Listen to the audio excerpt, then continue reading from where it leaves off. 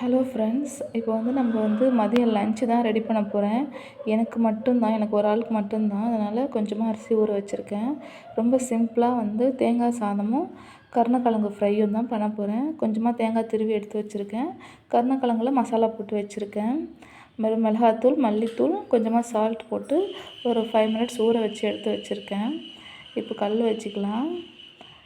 இப்போ நான் சாப்பாடுக்கு வச்சுட்டேன். இந்த சைடு கல் வச்சு எண்ணெய் ஊற்றி நம்ம மசாலா போட்டு வச்சுருக்க கிழங்கெல்லாம் கல்லில் அடுக்கி வச்சுக்கலாம். கொஞ்சமாக எண்ணெய் விட்டுருக்கேன் ஆல்ரெடி.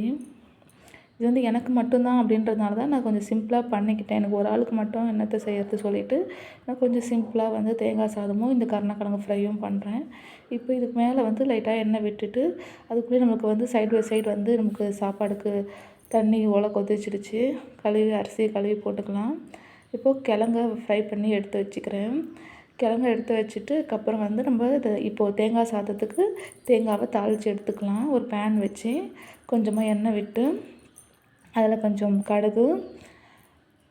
கடுகு, உளுந்து, காஞ்ச மிளகாய், கருவேப்பிலை இது எல்லாமே போட்டு லைட்டாக தாளித்து எடுத்துக்கிறேன்.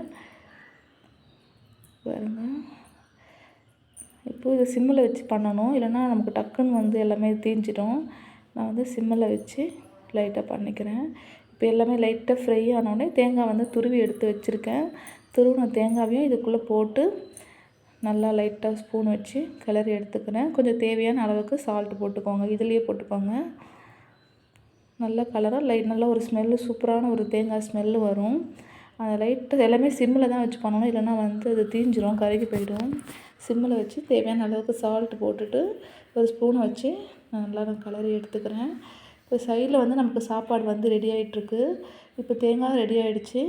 இப்போ சாப்பாடு வேகிறதுக்குள்ளே நான் இருக்கிற வேலையெல்லாம் கொஞ்சம் பார்த்துக்கிறேன். கொஞ்சம் பாத்திரம் இருந்தது, அந்த பாத்திரத்தை தான் நான் இப்போ கழுவிட்டுருக்கேன். சாப்பாடு வேகிறதுக்குள்ளே பாத்திரத்தெல்லாம் கழுவி சிங்க்கெல்லாம் நல்லா க்ளீன் பண்ணி எடுத்து வச்சுட்டேன். அதுக்குள்ளே துவைச்சி வச்ச துணி இருந்தது, அந்த துணியும் சைட் பை சைட் போய் காய வச்சுட்டு வந்துடலான்னு சொல்லிட்டு துணியும் காய வச்சு வந்துட்டேன். இப்போ சாப்பாடு ரெடி ஆகிடுச்சு. அது கொஞ்சம் நேரம் ஆற வச்சு எடுத்துட்டு அந்த தேங்காய் கூட போட்டு மிக்ஸ் பண்ணி